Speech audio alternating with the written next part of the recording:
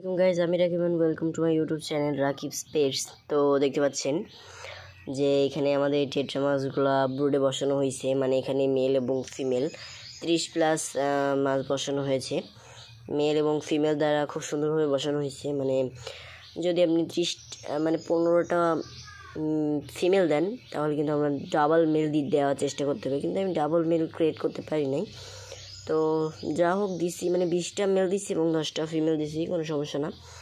তো খুব ভালো হয়েছে যে টেট্রা মাছগুলো ব্রিডিংয়ে বসাতে পারছে। আর দেখেন এখানে কিন্তু 2টা হর্নট আমি দিয়ে দিচ্ছি, মানে ডেন্সার গাছ, এই যে একটা।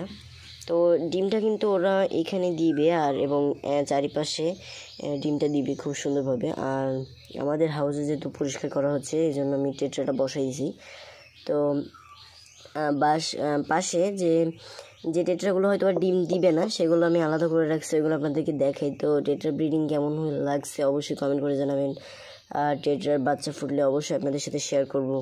তো আজকের ভিডিও এই পর্যন্ত, সবাই ভালো থাকবেন, সুস্থ থাকবেন। তো ভিডিও শেষ করার আগে আমি আপনাদেরকে যে বাদবাকি টেট্রাগুলো এগুলো দেখাই। স্পেশালি এই টেট্রাগুলো হচ্ছে ডিম দিবে না, মানে এগুলো হচ্ছে গত কিছুদিন আগে হচ্ছে ডিম দিছে, তো এগুলো হচ্ছে এখন আপাতত ডিম দিচ্ছে না। তো আজকে ভিডিও পর্যন্ত, সবাই ভালো থাকবেন, সুস্থ থাকবেন, দেখা হচ্ছে অন্য কোনো ভিডিওতে। টাটা।